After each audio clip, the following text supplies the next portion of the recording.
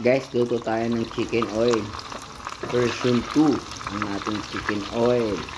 So, simulan na natin mga tropa repa pips.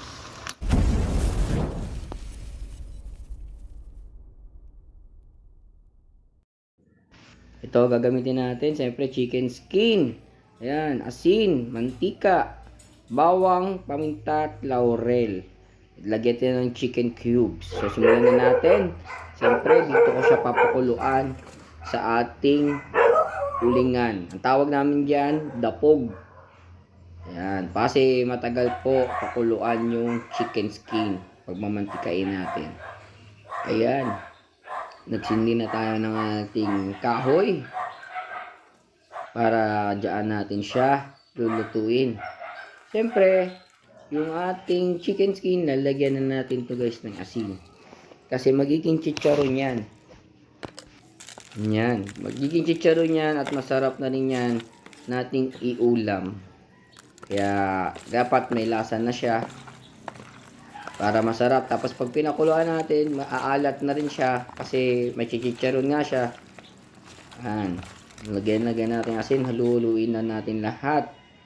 At pagkatapos, pag mainit na yung kawali natin sa ulingan, nang walang mantika, mga tropa repa pips, ilagay na natin yung bawang, laurel at paminta.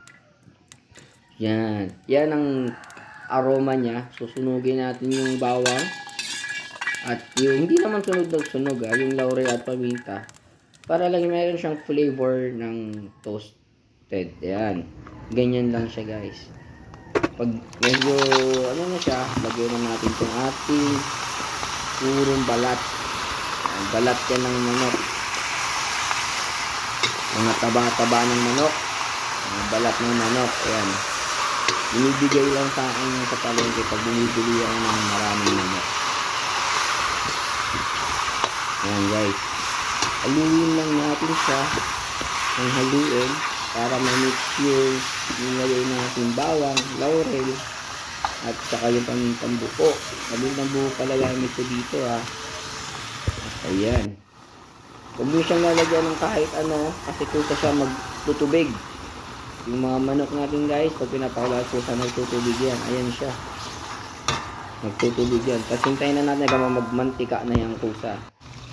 Ayan guys. Nagmantika na siya. Kusa. Dagdagan natin ng mantika para sulit yung ating chicken oil. Ayan. Para mas marami yung ating chicken oil. Kasi sobrang lasa nun pag puro. Tapos lagyan na natin ng chicken cubes. Yan, diba? Sobrang lasang lasa yung ating chicken oil ng manok. Ganun yan kasarap guys. Kaya kung gusto nyo magnegosyo ng chicken oil, ganyan lang yung gagawin nyo. Chicken cubes. Ang secret. Yan. Tapos pakuluan na natin ulit. Paggang magchicharon na yung chicken skin natin at chicken pots. Yan, kumonti na. At pagkaluto natin yan guys, siyempre kitang kita nyo naman masarap yan. Pag pinalamig yan, talo pa yan mag-crispy. Yan, nauunin natin yan guys. Huwag natin susunugin para hindi maging maalat yung ating mantika. Kasi guys, minsan pag nasasobrahan nyo, mag-aalat yung yung mantika, hindi na siya masarap. So yan guys, set aside na natin itong ating chicken skin. Chicharon na siya, chicharon na tawag natin dyan. Tapos tanggalin natin yung mga pinakailalim. Yan, lahat. Tapos yan guys, pag mainit pa yung mantika guys, painitin pa natin yung mantika, lalagyan na natin itong aswete natin. Yan guys, tatanggalin ko siya sa kawali ay sa kalan. Off fire siya dapat. Doon mo siya lulutuin, off fire. Yan. So luluin na natin para hindi masunog talaga yung pinakailalim guys. So makikita natin yung resulta habang wala sa apoy, kusa siya nagkulay. Ayan na guys. Kasi yung aswete na dyan, hindi yan masyado sunog. So, salamat po sa panonood. Sana mag-subscribe po kayo para sa more videos ng ating cooking at travel at enjoy. Salamat!